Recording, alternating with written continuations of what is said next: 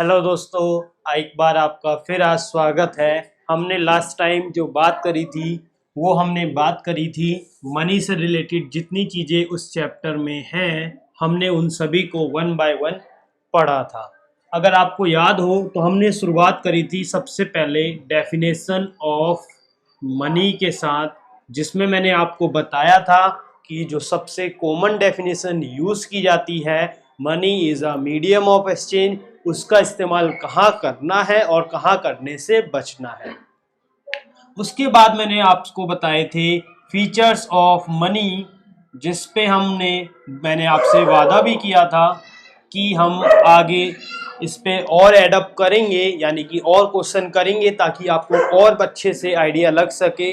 मैं माफ़ी चाहूँगा, थोड़ा सा नॉइज़ ज़्यादा होगा आज, तो अगर ज़्यादा प्रॉब्लम हो तो थोड़ा सा एडजस्ट कर लेना, ठीक है। वैसे मैंने पूरी तरह से अपनी तरफ से पूरी कोशिश की है उस नॉइज़ को कैंसिल करने के लिए, और मैं चाहता नहीं था कि वीडियो थोड़ा सा और लेट आए, ताकि जो बच्चे का मेमोरी याद करने का वो थोड़ा सा फ्लो बिगड़ता है, इसलिए मैंने आज ही वीडियो शूट करना सही समझा। तो देखिए, हमने बात करी थी डेफिनेशन ऑफ मनी पे, फिर हमने बात करी थी फीचर्स ऑफ मनी को लेकर, और उसके बाद हमने पढ़ा था सबसे इम्पोर्टेंट टॉपिक इसका, वो है बार्टर सिस्टम। बहुत से लोग इसको बार्टर सिस्टम ऑफ एक्सचेंज के नाम से भी कहते हैं, लेकिन बुक में जो लिखा है मैं उसी के थ्रू चल रहा हूँ, क्योंकि एग्जाम में हमें वही लिखना है। और मैं शुरू से बताते हुए आ रहा हूँ कि ये जो मैं पढ़ा रहा हूँ वो पूरा का पूरा एग्जाम के पॉइंट ऑफ व्यू से मैंने कंटेंट अपना रेडी किया है, ठीक है। हम कभी बात करेंगे फुर्सत में कि क्या क्या चीज़ें लाइक मनी कैसे, यूपीआई कैसे वर्क करता है, लेकिन अभी एग्जाम से पॉइंट ऑफ व्यू से सिर्फ पढ़ना, तो अपनी क्यूरियोसिटी को थोड़ा सा कंट्रोल करने की कोशिश कीजिएगा, ठीक है। बार्टर सिस्टम का हमने एक और अंदर टॉपिक पढ़ा था जिसको मैंने कहा था डबल कोइंसिडेंस ऑफ वांट, और साथ के साथ मैंने आपसे ये भी कहा था कि इसका पूरा नाम आप लोग लिखिएगा, ये नहीं कि स्पेलिंग याद नहीं है या कोई भी XYZ रीज़न दे, ऐसा रीज़न मत लीजिएगा, क्योंकि इसकी कोई शॉर्ट फॉर्म नहीं होती है। ये बस मैं इसलिए लिख रहा हूँ ताकि टाइम ज़्यादा वेस्ट अप ना करना पड़े, और मेरे पास स्पेस की भी थोड़ी सी लिमिटेशन है। इसके बाद हमने क्या पढ़ा था, टाइप्स ऑफ मनी, और यहीं पे हम लास्ट टाइम अपना रुक गए थे, क्योंकि थोड़ी सी टेक्निकल प्रॉब्लम थी जो आज हमने सॉर्ट आउट कर दी है, और अब हम इससे आगे कंप्लीट करेंगे। और जैसा कि आपसे बहुत से लोगों का मेरे पास फीडबैक आया कि सर क्वेश्चन कराइए, तो मैं क्वेश्चन जानबूझ के नहीं करा रहा, लेकिन जो क्वेश्चन कंटेंट समझने के लिए ज़रूरी है उसको मैं आपको करने के लिए दे रहा हूँ। जैसे ही हमारा ये चैप्टर ख़त्म होगा, हम एक और वीडियो लाएंगे जिसमें अभी तक के जितने भी प्रीवियस ईयर के क्वेश्चन हैं और जिन जिन आने की पॉसिबिलिटी है, उन सबको मैं उस वीडियो में कराऊंगा।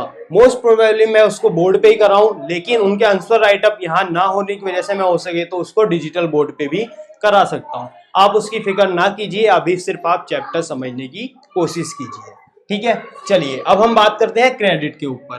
तो क्रेडिट से पहले, अगर मैंने आपको कल भी सिलेबस लिखवाया था, अगर आपको याद हो, तो क्रेडिट के अंदर हमने सबसे पहले क्या बात जानेंगे, वो है हमारा कि इसकी डेफिनेशन क्या है, कि क्रेडिट होता क्या है, इसको दूसरे शब्दों में या इसका दूसरा नाम होता है लोन, इस पे बात करेंगे।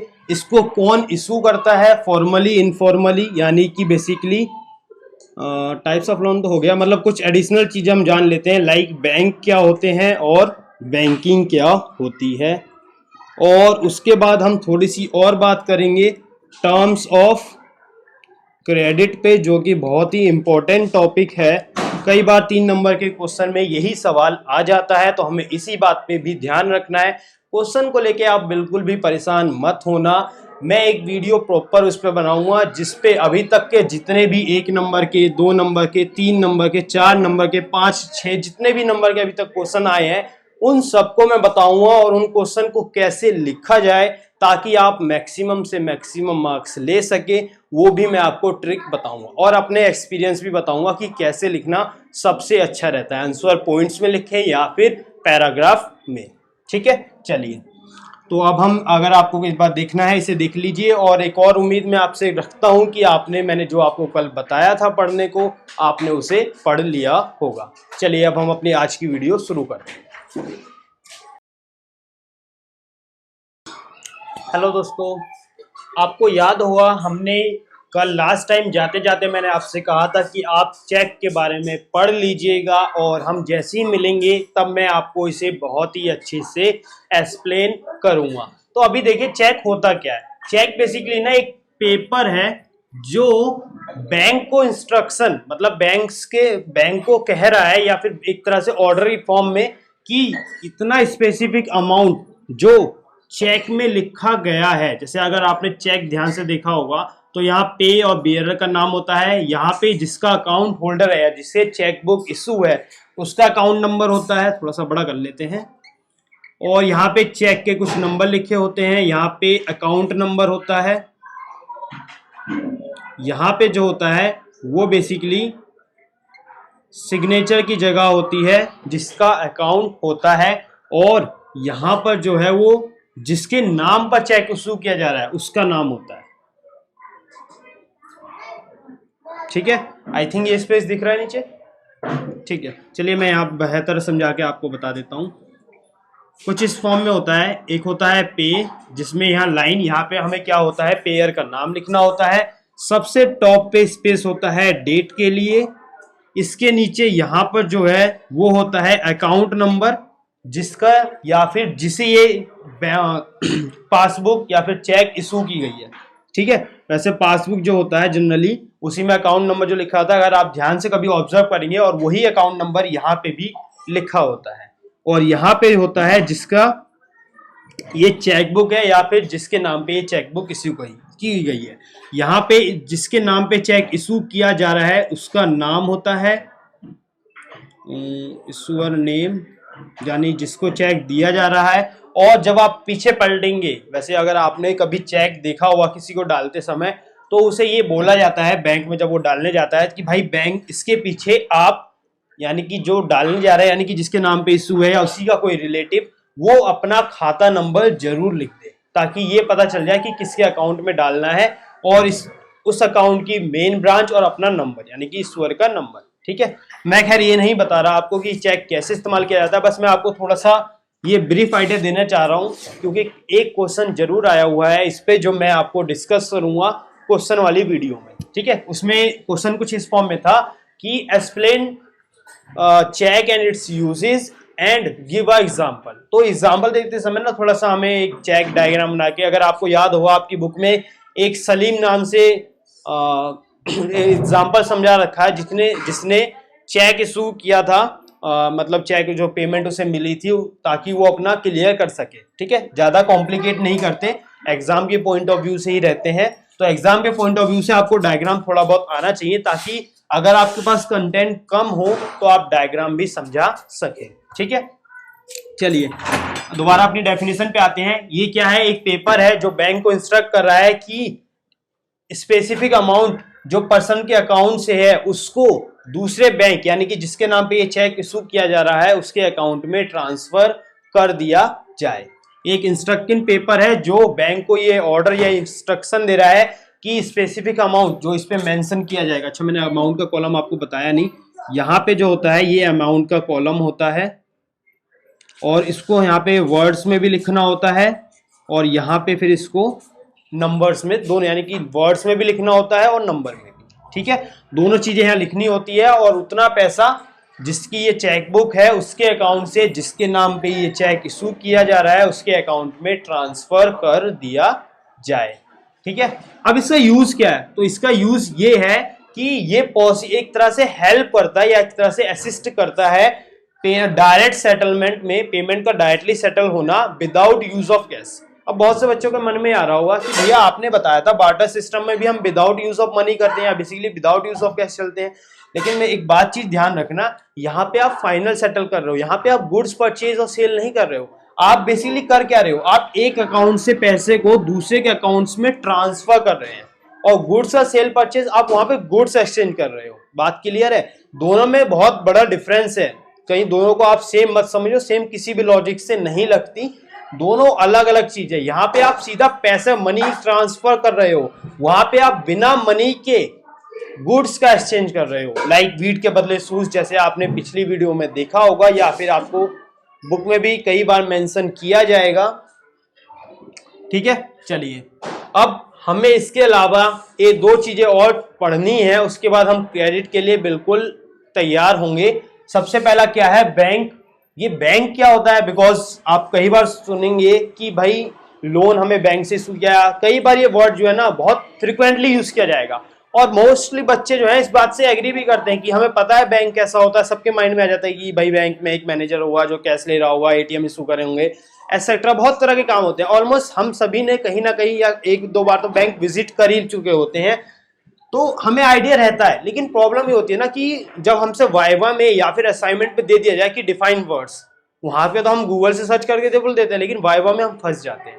क्योंकि वाइवा में थोड़ा हमें जो मतलब टीचर बैठा होता है वो काउंटर क्वेश्चन पूछ लेता है, तो आपको जानना चाहिए कि बैंक है क्या। तो आपकी क्लास के हिसाब से ये डेफिनेशन मैंने तैयार की है क्या। बेसिकली आप इसे ऐसे डिफाइन कीजिएगा कि सर बैंक एक फाइनेंशियल इंस्टीट्यूशन है जो मेनली 2 काम करता है। इसके बहुत अलग अलग फंक्शन होते हैं जो अभी थोड़ी देर में मैं आपको बताऊंगा, लेकिन इसके 2 मेन फंक्शन होते हैं। सबसे पहला क्या होता है कि डिपॉजिटर्स से डिपॉजिट लेना, मतलब कैश रिसीव करना, किससे, जिनका अकाउंट उसके पास खुला हुआ है, और जो उसके पास उधार मांगने आ रहे हैं उनको उधार देना। अब ये उधार कैसे दिया जाएगा, क्या क्या शर्तें होती हैं, वो हम थोड़ी देर में जानेंगे जब हम टर्म्स ऑफ क्रेडिट पढ़ रहे होंगे।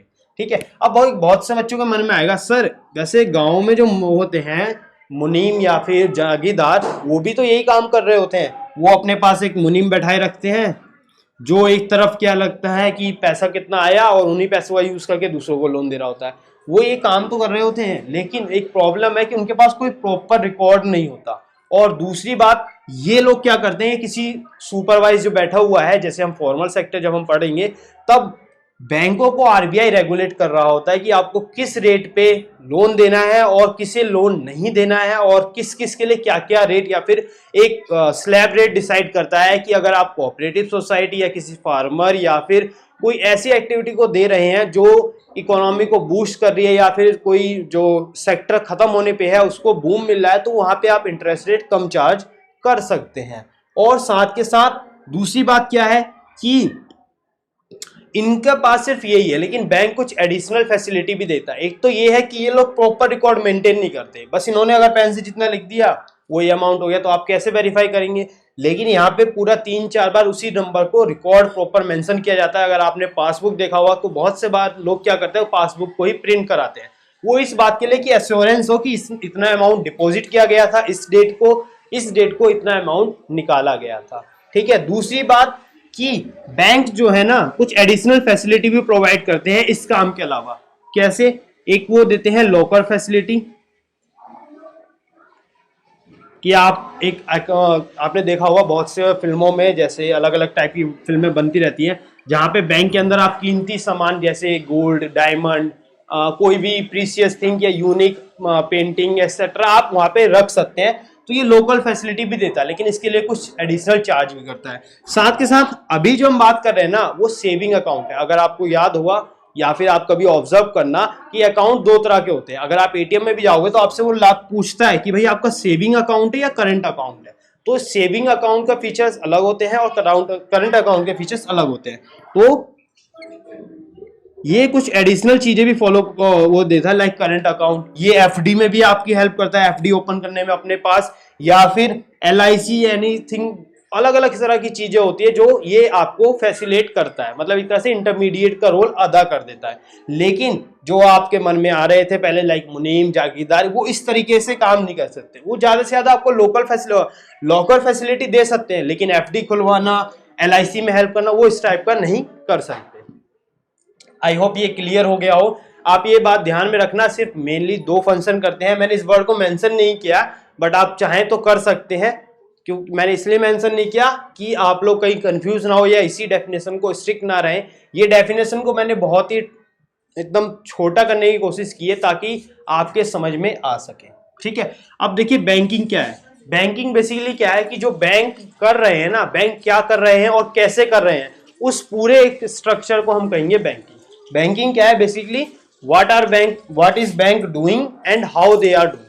बैंक क्या कर रहे हैं और कैसे कर रहे हैं, उस पूरे स्ट्रक्चर को हम कहेंगे बैंकिंग। ठीक है। चलिए, ये आपकी डेफिनेशन जो है बैंकिंग का तो मैं कह नहीं सकता, लेकिन वाइवा में ये हर बार पूछ ही लेता है, क्योंकि मेरे आसपास जितने बच्चे हैं उन्होंने मतलब मेरे से बताया है, तो मैं उनको खुद एक्सप्लेन करता हूँ ये चीजें, ताकि अगर पूछ लिया जाए, डायरेक्टली नहीं आते इनडायरेक्टली आते। लाइक पहले आपसे बोलेंगे कि बताइए लोन कौन इशू करता है, तो सबसे पहला सर लोन दोनों तरीके से इशू किया जा सकता है, फॉर्मल सेक्टर से भी, इनफॉर्मल सेक्टर से भी। फिर आपसे पूछ लेंगे बताइए मेनली फॉर्मल सेक्टर में से बैंक है, तो बैंक होता क्या है, तो फिर आप उस समय थोड़ा सा हिचक कर रहे होंगे कि सर बैंक एक पब्लिक प्रॉपर्टी अलग, क्योंकि बैंक प्राइवेट भी हो सकते हैं। तो उस टाइप के अपने आप को थोड़ा क्लियर रखने की, यानी कि अपने आप को थोड़ा काम और कंपोज रखिएगा। चीजें बहुत सिंपल है, बस उन्हें आपको वर्ड्स में लिखने की जरूरत है, और यही चीजें हम इस बात पे फोकस कर रहे हैं। ठीक है, आप एक बार इनको देख लीजिए, अगर कुछ नोट डाउन करना है तो कर लीजिए, वरना हम आपको अगले टॉपिक के साथ मिलते हैं। तो देखिए दोस्तों, आगे जो हम पढ़ने जा रहे हैं अब वो है क्रेडिट। अब ये क्रेडिट होता क्या है? सबसे पहले देखो, क्रेडिट को मैंने आपको पहले भी बताया था, हम क्रेडिट को लोन भी कहते हैं। अब ये होता क्या है, तो देखो एक डेफिनेशन मैंने लिखी है, और यही डेफिनेशन बिल्कुल आपकी बुक में भी मेंशन की गई है। कोई और डेफिनेशन यूज करो ही मत, ये डेफिनेशन इतनी अच्छी है ना कि आप बिल्कुल एक लाइन में इसको समझ भी जाएंगे, और इसको जब आप लिखेंगे तो और भी अच्छा, मतलब बिल्कुल कॉन्फिडेंट होकर लिखेंगे। सबसे पहले हम समझते हैं कि है क्या। तो क्रेडिट जो है ना, एक बेसिकली एक एग्रीमेंट है। किसके बीच में एग्रीमेंट है? लैंडर और बोरोवर के बीच में। किस चीज का लैंडर है? बेसिकली कि ये इस बात को कहता है कि लैंडर बोरोवर को मनी, गुड्स या फिर सर्विस सप्लाई करेगा इन रिटर्न। जो आपने देखो, मैंने आपको दोनों चीजें मेंशन करी है, मनी, गुड्स और सर्विस सप्लाई करेगा in return for the promise of future payment. किसके रिटर्न में, मतलब क्या मिलेगा उसको? तो उसको भविष्य में या फिर फ्यूचर में और ज्यादा पेमेंट मिलेगी। और जो ये पेमेंट होगी ये बेसिकली दो चीजें से मिलकर बनी होगी। पहला, जिसको हम कहते हैं प्रिंसिपल, यानी कि जो अमाउंट उसने उसे लोन पे दिया है, या फिर वो प्राइस या फिर वो टोटल अमाउंट जो बना, जो उसने गुड्स उसको सप्लाई की होगी, या फिर सर्विस की जो उसने सप्लाई की होगी उसका क्या अमाउंट बना। साथ के साथ इसमें जुड़ेगा इसी प्रिंसिपल पे लगने वाला इंटरेस्ट। अब इंटरेस्ट भी दो तरह के होंगे, लेकिन हम क्योंकि बस पढ़ रहे हैं जनरल सेंस में समझने के लिए, तो आप बस याद रखिए इंटरेस्ट जो है वो सिंपल इंटरेस्ट भी हो सकता है और कंपाउंड इंटरेस्ट भी हो सकता है, बट हम सिर्फ इंटरेस्ट चीज को ही मेंशन करेंगे। ठीक है, तो अभी ये डेफिनेशन पूरी नहीं हुई है, अभी आप फ्यूचर पेमेंट तो हो गया। अब आप चाहे तो, या आपको लगता है कि यार कंटेंट थोड़ा सा ना कम है, तब आप क्या लिख दीजिए, जो मैंने आपको ये लिखा है ना, इसी को आप वर्ड्स में लिख दीजिए। मैं बोल रहा हूं, आप चाहे तो लिख लीजिए, फुल स्टॉप लगाइए, उसके बाद लिखिए this future payments comprises principal and interest. ठीक है, एक बार मैं दोबारा रिपीट कर रहा हूं, this future payment comprise principal and interest. ठीक है, चलिए अब एक काम कीजिए आप लोग, आप अपनी एनसीईआरटी की बुक खोलिए और दो केस स्टडी आपको दे रखी है, फेस्टिवल सीजन की और सपना प्रॉब्लम की। आप इन दोनों केस स्टडी को वीडियो पॉज कीजिए और आराम से देखिए। वीडियो जब आप दोबारा प्ले करेंगे तब मैं चीजें आपको एक्सप्लेन करूंगा।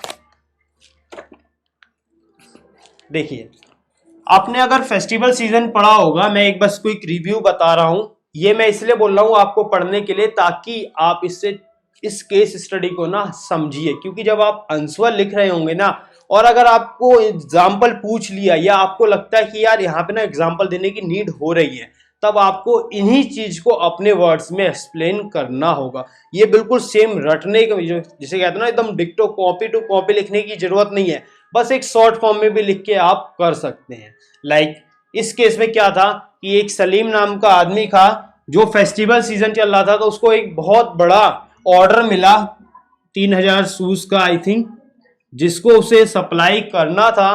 तो उसने कुछ माल उधार पे लिया, कुछ अपने पास से मिलाया ताकि वो माल खरीद सके, कुछ लेबर को हायर कर सके, मतलब अपने पास रख सके, ताकि जो ये ऑर्डर की क्वांटिटी है उसको पूरा कर सके।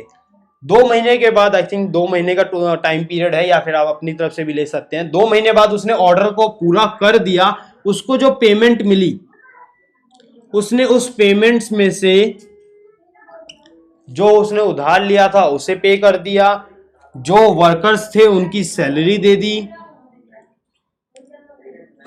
जो उसने उधार किया था उसका फाइनल सेटलमेंट कर दिया।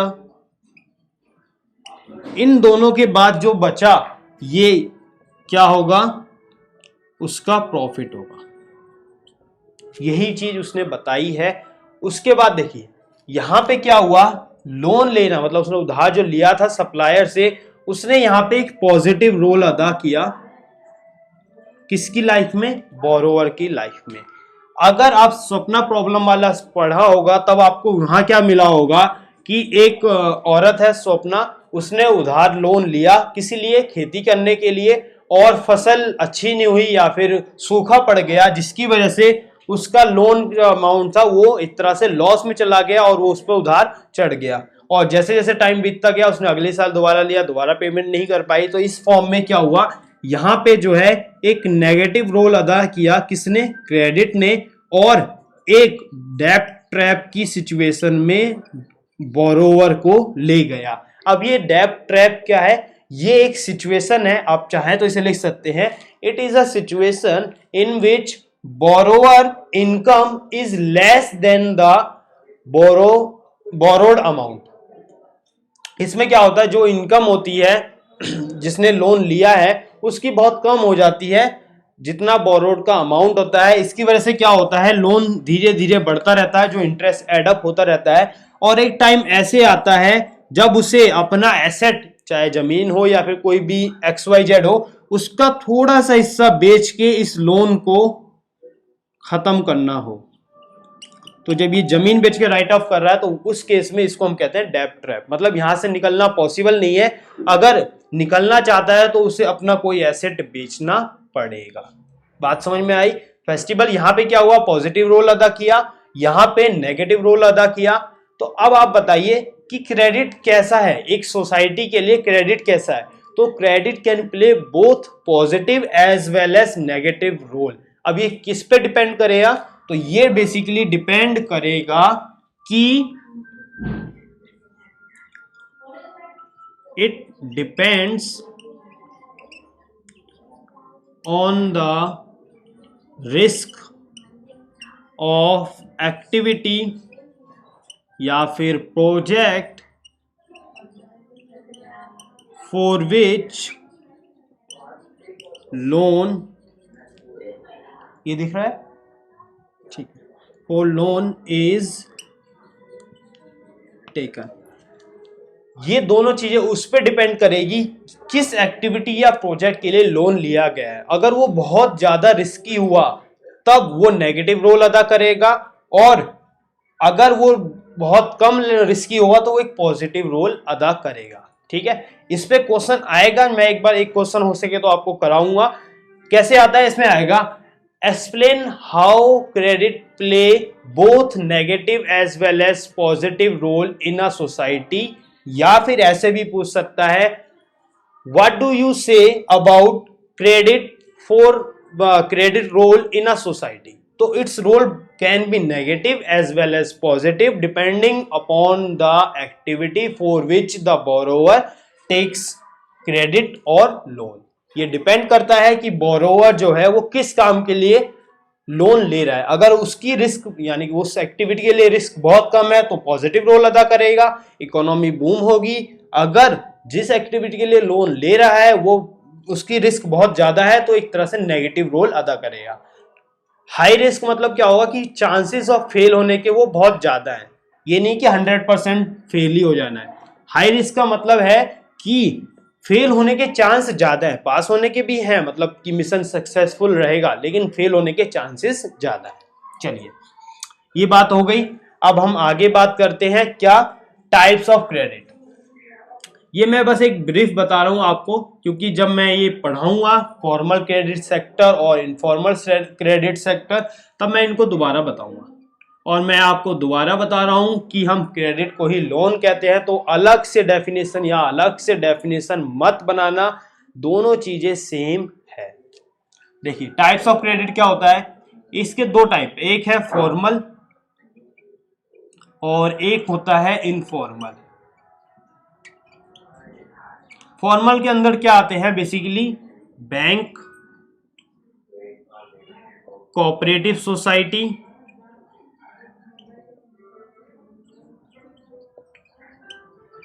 और गवर्नमेंट, ये सब चीजें फॉर्मल सेक्टर में आती हैं। इनफॉर्मल में क्या क्या आते हैं, सबसे पहले तो भाई हमारे खुद के फ्रेंड्स हो जाते हैं, रिलेटिव्स हो जाते हैं, और गांव के, वैसे दो चीजें हैं दोनों को लिखते हैं, मनी लेंडर एंड लैंडलॉर्ड्स, या लैंड ऑनर भी कह सकते हैं आप, तो लैंडलॉर्ड भी कह सकते हैं। ठीक है, चलिए टाइप्स ऑफ क्रेडिट क्या है, दो तरह के होते हैं, फॉर्मल एंड इनफॉर्मल। फॉर्मल में कौन कौन आते हैं, बैंक हो गया, कोऑपरेटिव सोसाइटी हो गया, गवर्नमेंट भी हो सकता है, या फिर कोई भी गवर्नमेंट द्वारा रजिस्टर्ड इंस्टीट्यूशन भी हो सकता है जो इस फॉर्म में या इस फील्ड में काम कर रहा हो। ठीक है, मतलब जो पूरा रिकॉर्ड मेंटेन करे एक्सेट्रा। इनफॉर्मल में सेक्टर में क्या क्या होते हैं, हमारे फ्रेंड्स हो जाएंगे, रिलेटिव्स हो जाएंगे, मनी लेंडर हो जाएंगे और लैंडलॉर्ड हो जाएंगे। ये बस मैंने आपको टाइप बताए हैं, इन पे मैं थोड़ी देर बाद दोबारा आऊंगा। चलिए अब हम इसे एक बार आपको नोट करना है, कर लीजिए, फिर हम आगे बढ़ते हैं। चलो भाई देखो, अब हम जो है क्रेडिट जान चुके हैं, अब हम जानते हैं टर्म्स ऑफ क्रेडिट। देखिए टर्म्स ऑफ क्रेडिट कहूँ ना तो कुछ भी नहीं है, चार चीज है, चार को एक थैले में डालो, बन गया टर्म्स ऑफ क्रेडिट। है क्या, देखो इट इज अ टर्म लिखो, sorry, it is a term which made up of four things. ये चार चीजों से मिलके बना हुआ है। क्या क्या है चार चीजें, तो सबसे पहले है इंटरेस्ट रेट, दूसरा क्या है डॉक्यूमेंटेशन। इंटरेस्ट रेट आप लोग जानते होंगे, लाइक अगर आपने कहीं देखा होगा, कोई भी न्यूज़पेपर का एडवर्टीजमेंट देख लेना, जो भी कोई बैंक की तरफ से आता है ना, तो वो भी जो भी एफडी या फिर लोन दे रहा है, होम लोन, हाउस लोन, तो ना लास्ट में लिखता है at the rate of 9.5% per annum, और साथ के साथ ना यहाँ पे स्टार मार्क करा होता है। ठीक है, खैर आप स्टार पे मत जाना इस पे। तो ये 9.5 पर एनम क्या है कि सालाना आपको इतना रुपए इंटरेस्ट चार्ज होगा जो अमाउंट आप इनसे बोरो करेंगे।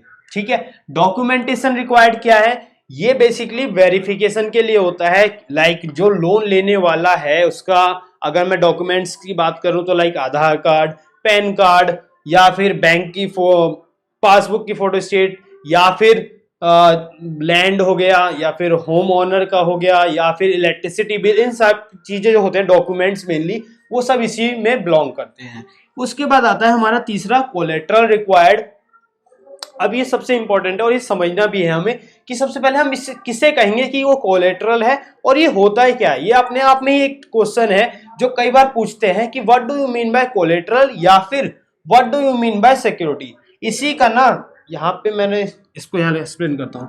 कोलेट्रल को नया हम लोग सिक्योरिटी ही कहते हैं, हम लोग कोलेट्रल को ही सिक्योरिटी कहते हैं। कई बार ये दोनों टर्म आपस में इंटरचेंज हो जाती है, लेकिन आपके क्लास के हिसाब से दोनों का मतलब आप सेम समझ सकते हैं। सेम होते ही नहीं है बट आप सेम समझ सकते हैं अपनी क्लास के हिसाब से, क्योंकि अभी आप ये ना इसके आगे प्रोफेशनल है जो थोड़ा सा डिफरेंस आपको समझना पड़ेगा, लेकिन वो टेक्निकल की हमें नीड नहीं है, तो हम दोनों को इंटरचेंजली लिख सकते हैं। सिक्योरिटी के कई मतलब होते हैं, तो यहाँ पे आप कोलेट्रल की फॉर्म में भी यूज कर सकते हैं। ठीक है, अब होता क्या है कोलेट्रल, तो वो अभी हम थोड़ी देर में डिस्कस करेंगे। कोलेट्रल रिक्वायर्ड मतलब कि आप जब लोन ले रहे हैं तो आप कोई ऐसी चीज गिरवी रखें जिसके जो आपको लोन देने वाला है वो उसे बेच के अपने लोन की भरपाई कर ले, अगर आप उसे लोन चुकाने में असमर्थ है या फिर अनेबल है। ठीक है, और लास्ट आता है मोड ऑफ रीपेमेंट। जैसे आपने बहुत बार सुना होगा डाउन पेमेंट या फिर ईएमआई, इजीली मंथली इंस्टॉलमेंट। ठीक है, और एक और टर्म होता है कि लम सम पेमेंट। तो ये मोड ऑफ रीपेमेंट क्या है कि आप पेमेंट कैसे करेंगे, मंथली में देंगे या थोड़ा पैसा अभी देंगे और बाकी पैसा लमसम 1 साल बाद, 2 साल बाद, या फिर बाकी पैसा ईएमआई के थ्रू देंगे, या फिर एक होता है लमसम कि आप 2 साल बाद पूरा पेमेंट प्रिंसिपल प्लस इंटरेस्ट एक साथ पे कर देंगे। तो वो डिपेंड करता है मोड ऑफ रीपेमेंट। जैसे अभी हम अभी की बात करें तो आप बैंक से थ्रू ही करेंगे या फिर सीधा कैश आके डिपॉजिट करेंगे, अलग अलग मेथड होते हैं। तो आप मोड ऑफ रीपेमेंट में हम उन चीजों को कंसिडर करते हैं। ये चारों चीजें ही मिलके हमारा बनता है टर्म्स ऑफ क्रेडिट। टर्म्स का मतलब क्या है कि क्या क्या शर्तें रखी हैं क्रेडिट की, तो बस एक नया नाम दे दिया टर्म्स ऑफ क्रेडिट। क्या क्या शर्तें हैं उधार देने की, तो वो 4 चीजों से मिलके बना होता है। सबसे पहला इंटरेस्ट रेट, दूसरा क्या क्या डॉक्यूमेंटेशन चाहिए, तो डॉक्यूमेंटेशन रिक्वायर्ड, तीसरा कोलेट्रल, और fourth is mode of payment. चलिए अब हम बात आते हैं दोबारा अपने कोलेट्रल के ऊपर कि ये कोलेट्रल होता क्या है। तो देखिए ये एक एसेट होता है जो बोरोवर का द्वारा ऑन किया जाता है, मतलब वो जो बोरोवर है यानी कि जो उधार लेने वाला है उसकी ये संपत्ति होती है, उसके नाम पे रजिस्टर्ड है या उस प्रॉपर्टी पे इस बोरोवर का अधिकार है, ठीक है। और वो क्या करता है, इस प्रॉपर्टी का यूज करता है किस लिए, एक गारंटी के तौर पे, मतलब गिरवी रखता है ताकि उसे लोन मिल सके। और ये जो प्रॉपर्टी है ये अगर लोन पीरियड तक, जब तक आप लोन को रीपेमेंट नहीं कर देते तब तक लेंडर का इस पे हक रहेगा। एक पॉइंट्स मैंने ये ना थोड़ा सा शॉर्ट में लिखा है क्योंकि स्पेस का थोड़ा शॉर्टेज हो रहा था और मैं अगली वीडियो में इसको चाह नहीं रहा था लिखने के लिए क्योंकि ये इससे ही रिलेटेड है। ये क्या है, कई बार ऐसे ही बोल लेता है कि how collateral assure a lender, कि क्वेश्चन कई बार ऐसे ही आ जाता है 1 या 2 नंबर में कि ये बताइए कोलेट्रल जो है वो हमारे जो लेंडर है यानी उधार देने वाला है उसको किस प्रकार से विश्वास या एश्योरेंस देता है। तो वो इसलिए देता है कि अगर बोरोवर फेल हो जाता है रीपेमेंट करने में तो जो लेंडर है उसके पास ये अधिकार है का लॉ के हिसाब से, पहले वो कुछ वार्निंग देगा बोरोवर को 1 या 2 और तब भी बोरोवर नहीं दे पा रहा है तो वो इसका अधिकार है राइट टू सेल क्या कोलेट्रल जो बोरोवर ने रखा है और अपनी पेमेंट रिसीव कर ले। और जनरली जो ये कोलेट्रल होता है ना ये मोर देन, मान लीजिए अगर किसी ने 1 लाख रुपए लोन लिया है तो वो कोलेट्रल के लिए मोर देन 5 लाख की वैल्यू गिरवी रखवाता है ताकि अगर ये 1 लाख रुपए ना दे पाए तो बोरोवर इसे बेच के रिकवर कर ले। मैं ये जनरल एग्जांपल दे रहा हूं और रियल लाइफ में क्या होता है वो तो वेरी करता है bank to bank, but generally ये माना जाता है कि जो कोलेट्रल की वैल्यू होती है वो लोन की वैल्यू से ज्यादा होती है ताकि जो डेप्रिसिएशन का अलग अलग कॉन्सेप्ट वेरी करते हैं ताकि अगर जो बोरोवर है वो अपना लोन रीपे करे, भागे नहीं, ठीक है। कुछ इस तरीके से आप समझ सकते हैं। चलिए इसी के साथ हमारा क्रेडिट जो है उसकी डेफिनेशन और बेसिक चीजें जो हमें रिक्वायरमेंट थी वो खत्म हो जाता है। अब मैंने आपको थोड़ी देर पहले ही बताया था कि हमारा जो टाइप्स ऑफ क्रेडिट है वो मेनली 2 तरीके से होते हैं, एक होता है फॉर्मल और एक होता है इनफॉर्मल। अगर आपको याद हो तो फॉर्मल में मैंने कुछ बताया था, वीडियो पॉज करके उन्हें एक बार सोचे या फिर जो आपने कहीं लिखे हैं तो उनको एक बार नजर रखिए।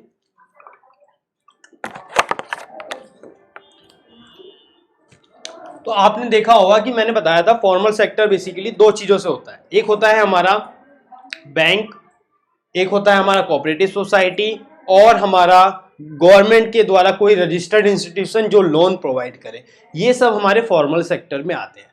अब जो मैंने लिखा है ना आपको 1 मिनट में बुक खोल के दिखाता हूँ। हाँ देखो आपको ये डायग्राम दिख रहा होगा अपना, इस डायग्राम को आप फटाफट थोड़ा सा देखिए और एक बार देखने के बाद इसे खुद से बनाने की कोशिश कीजिए। इसमें कुछ डाटा है जो हम इस्तेमाल करेंगे, जो मैंने यह स्पेस रखा है वो इसीलिए रखा है। आप वीडियो पॉज कीजिए और इसी डायग्राम को बनाइए एक बार या फिर एक बार इसे ध्यान से देखिए। तो इसमें से हमें 3 चीजें काम की निकालनी है। सबसे पहला कि जो लोन लेने वाले हैं वो मनी लेंडर से कितना प्रतिशत लोन लेते हैं, कमर्शियल बैंक से कितना % लेते हैं और बैंक से कितना, कोऑपरेटिव सोसाइटी से कितना लेते हैं, एक्सेट्रा। ये 3 चीजें हमारे काम की है। तो ये मैं CS लिख देता हूँ कोऑपरेटिव सोसाइटी क्योंकि मेरे पास थोड़ा स्पेस कम पड़ जाएगा। तो देखिए अगर आप देखेंगे डायग्राम में लगभग 33% जो है वो मनी लेंडर से लेते हैं, डायग्राम में देखिए, और कॉमर्शियल बैंक से हमारा 25% और कोऑपरेटिव सोसाइटी या फिर ये कॉमर्शियल बैंक मतलब प्राइवेट बैंक से है, ठीक है, और कोऑपरेटिव सोसाइटी या फिर कोऑपरेटिव बैंक जो है उसमें से जो लोन लेते हैं वो लगभग है 25%। ठीक है। और बाकी इंस्टीट्यूशन गवर्नमेंट वगैरह का आप देखेंगे कोई 1% 2%। तो ये डाटा मैंने आपको लिखवाया है ना, इसकी अपनी एक इंपॉर्टेंस बताता हूं मैं। देखिए, आप अगर डायग्राम देखोगे तो आप एक चीज नोटिस करोगे कि सर मनी लेंडर तो इनफॉर्मल में बिलोंग करता है, तो इस पे जो है क्वेश्चन कई बार पूछ लिया जाता है और ऐसे पूछेगा कि आप खुद कंफ्यूज रहोगे कि ये क्वेश्चन दिया कहां से गया है। जैसे आपसे बोलेगा कि express formal sector credit in India, या फिर ऐसे भी बोल देगा why should government need to increase more credit in rural area, या फिर ऐसे भी बोल सकता है why should government give more credit in rural area to make an economy more development, या फिर to develop an economy government should give more credit in rural area और अर्बन एरिया। ये जो डायग्राम है ये रूरल एरिया के लिए दिया गया है, तो मैं ये बार बार रूरल वर्ड्स मेंशन कर रहा हूं, तो वो इसीलिए बिकॉज सबसे ज्यादा जो लोन ले रहे हैं वो दो जगह से ले रहे हैं, एक तो मनी लेंडर और कोऑपरेटिव बैंक, कॉमर्शियल बैंक, और दोनों जगह से। मैं यहाँ पूरा नाम लिख देता हूँ, कई बच्चे कॉमर्शियल ही लिख के बैठ गए।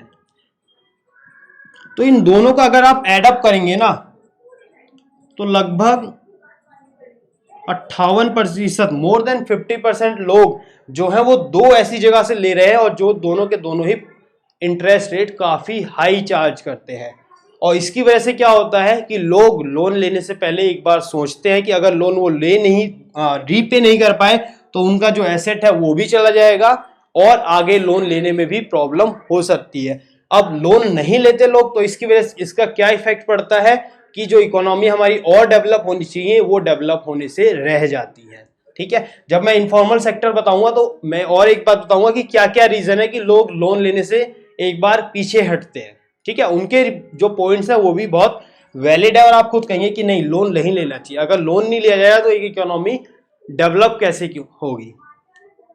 चलिए अब हम आते हैं फॉर्मल सेक्टर क्रेडिट पे। तो कुछ फीचर्स हैं जो आपको याद करने होंगे। जितने भी क्वेश्चन मैंने अभी आपसे थोड़ी देर पहले बताया है कि why should government need to give more credit in rural area if he wants to develop an economy और टू फ्लोरिश एन इकोनॉमी, तो उन सभी में ना हम इन सभी पॉइंट्स को और इनफॉर्मल सेक्टर के पॉइंट्स को मिला के एक आंसर बनाएंगे। हम एक क्वेश्चन जरूर ऐसा देखेंगे अपने क्वेश्चन आंसर के प्रैक्टिस सेशन में। अभी आप देखिए हमारा क्या है कि सबसे पहला फीचर देखिए क्या लिखा है मैंने कि जो फॉर्मल सेक्टर है ना उसको सुपरवाइज और रेगुलेट किया जाता है सेंट्रल बैंक ऑफ इंडिया के द्वारा, आरबीआई। ये मैं formal sector credit in India के बारे में बता रहा हूं, लेकिन आप चाहे तो इसे किसी और पे भी या फिर सिर्फ फॉर्मल सेक्टर क्रेडिट के लिए भी लिख सकते हैं। बस एक बात ध्यान रखिएगा, वहां पर मैंने ये आरबीआई लिखा तब आप वहां पे सेंट्रल बैंक लिखेंगे, क्योंकि आरबीआई सिर्फ इंडिया का सेंट्रल बैंक है, हर देश का अपना एक सेंट्रल बैंक होता है। चलिए तो सबसे पहला पॉइंट क्या है कि फॉर्मल सेक्टर को रेगुलेट और सुपरवाइज कौन करता है, हमारा आरबीआई यानी कि सेंट्रल बैंक ऑफ इंडिया। दूसरी बात, आरबीआई जो है बाकी बैंक्स को, आरबीआई को ना हम बैंकर का बैंक कहते हैं, मतलब बेसिकली ये बैंक के लिए एक बैंक है, क्योंकि ये बैंक को ही लोन देता है और उनके डिपॉजिट रखता है और उनको डायरेक्शन देता है। बेसिकली अलग अलग फैसिलिटी जो बैंक हमें प्रोवाइड करता है, आरबीआई वो सभी फैसिलिटी इन बैंकों को प्रोवाइड करता है। हम डायरेक्टली आरबीआई के अंदर जाके डिपॉजिट नहीं कर सकते, एक सेकेंड, हम डायरेक्टली जाके आरबीआई के अंदर डिपॉजिट नहीं कर सकते बिकॉज आरबीआई जो है वो बैंकों के साथ डील करता है। जैसे बैंक हमारा खाता खोलते हैं, आरबीआई इनका खाता खोलता है और इनकी ट्रांजैक्शन रिकॉर्ड करता है। ठीक है, चलिए दूसरा काम क्या है फॉर्मल सेक्टर में। फॉर्मल सेक्टर में एक ऑर्गेनाइजेशन होती है आरबीआई, जो माफी चाहूंगा दोस्तों, थोड़ी सी वीडियो में थोड़ी सी एरर आ गया था, कैमरा जो है थोड़ा ऑफ हो गया था अपने आप, तो अभी ऑन किया है। आई थिंक रिकॉर्डिंग आज भी कल की तरह प्रॉब्लम होगी, तो मैं ये लास्ट टॉपिक ही एक्सप्लेन करूंगा, बट देखता हूँ अगर सही कर रहा हुआ तो मैं आज इस चैप्टर को रैप अप कर दूंगा। चलिए देखिए लास्ट टाइम हम कहाँ थे, तो मैंने आपको ये बताया था कि जो बैंकर है जो बैंक है, आरबीआई उनके लिए एक तरह से बैंक का काम करता है। जैसे बैंक हमारे पैसे डिपॉजिट करता है उसी तरीके से आरबीआई बैंकों के पैसे डिपॉजिट करता है। जैसे बैंक हमारा खाता खोलते हैं, आरबीआई इनका खाता खोलता है और उनमें इनके ट्रांजैक्शन की डिटेल मेंशन करता है। हम आरबीआई के पास जाके डायरेक्ट पैसा डिपॉजिट नहीं करते, नहीं करते मतलब कर ही नहीं सकते, क्योंकि बैंक जो है वो बैंक को अलग बाकी बैंकों के साथ, चाहे वो पब्लिक हो चाहे प्राइवेट हो, उनके साथ डील करता है। चलिए, तो पहला पॉइंट मैंने समझा दिया था कि बैंक बेसिकली सुपरवाइज करता है और रेगुलेट करता है सभी फॉर्मल सेक्टर जहां जहां से सोर्स आता है, चाहे वो कोऑपरेटिव सोसाइटी हो, चाहे फिर बैंक हो, और बैंक के अंदर भी चाहे पब्लिक बैंक हो या फिर प्राइवेट बैंक हो। ठीक है। दूसरा क्या है कि बैंक जो है वो डायरेक्शन देता है सभी बैंकों को, to all bank for maintaining cash balance. Direction देता है सभी बैंकों को कि आप अपने पास मेंटेनिंग मिनिमम कैश बैलेंस, वैसे मिनिमम होना चाहिए,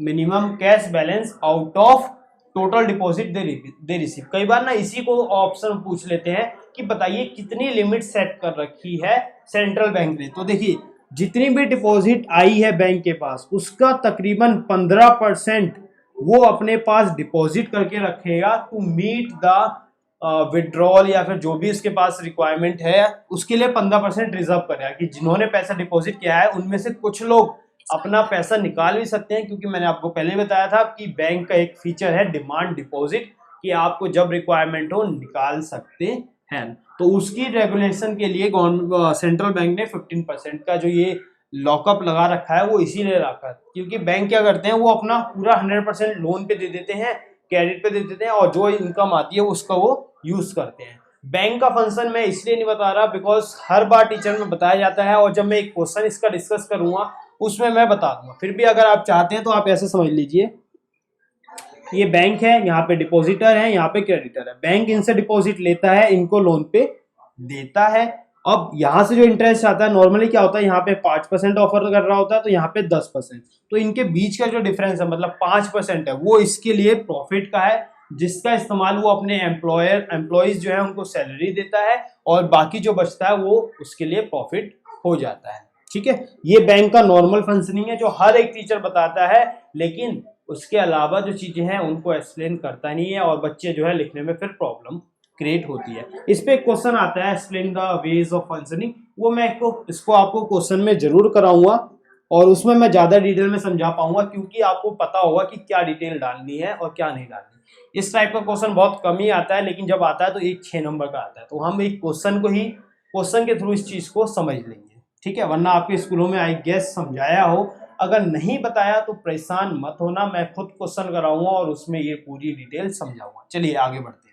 पहला तो यह है कि मिनिमम कैश बैलेंस की मेंटेनेंस को भी चेक करता है। दूसरा, ये ऑब्जर्व भी करता है या मॉनिटर भी करता है कि बैंक मेंटेन कर रहे हैं या नहीं, क्योंकि जो बैंक होता है जनरली क्या, उसने बोला भाई 15% सेव करना है, अब बैंक पता नहीं कर ही ना रहा हो, क्या पता 5% कर रहा हो, क्या पता 10% कर रहा हो, तो बैंक इस बात को ऑब्जर्व मतलब मॉनिटर भी करता है कि वो कितना परसेंट मेंटेन कर रहा है। तो कई बार देखा ना कि बैंकों में चेकिंग पहुंच जाती है, या फिर उनके रिकॉर्ड्स के थ्रू जाके फिर आरबीआई उनको पेनल्टी चार्ज करता है, या फिर उनकी इंक्वायरी बैठाता है। तो ये अलग अलग फीचर्स जो है वो बैंक आरबीआई यूज करता है, वो इसीलिए ताकि आरबीआई ने जो गाइडलाइन सेट की है सभी बैंक उसको फॉलो करें।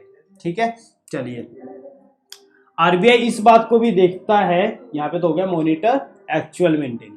यहाँ पे क्या है कि आरबीआई इस बात को भी ध्यान में देता है कि जो बैंक लोन है वो सिर्फ प्रॉफिट मेकिंग बिजनेस को ही ना दें, बल्कि छोटे मोटे जो हैं स्मॉल कल्टीवेटर या स्मॉल स्केल इंडस्ट्री या फिर स्मॉल बोरोवर्स, सॉरी यहाँ पे मैंने मेंशन नहीं किया, उनको भी लोन दे, ताकि इकोनॉमी सिर्फ कुछ के हाथ में ना रहे, सभी को इसका फायदा होना चाहिए का लो इंटरेस्ट रेट पे। ठीक है, दूसरा क्या है, periodically normally time to time like 1 महीना 3 महीना 6 महीना, इस पे सभी बैंकों को अपनी सभी इंफॉर्मेशन आरबीआई को सबमिट करनी होती है, जिसमें क्या क्या इंफॉर्मेशन होती है कि उन्होंने किसे किसे लोन दिया है, किस रेट पे दिया है, और किसको लोन दिया है, इन सब चीजों को वहां पे ये चीज मेंशन करते हैं। ठीक है, और एक पॉइंट और इसमें चाहे तो आप ऐड कर सकते हैं, RBI generally set the interest maximum और minimum interest rate for them. ये आपके रिक्वायरमेंट के हिसाब से, ये इसकी नीड नहीं है, आपकी क्लास में मेंशन करने की जरूरत नहीं है, लेकिन आप करना चाहते हैं तो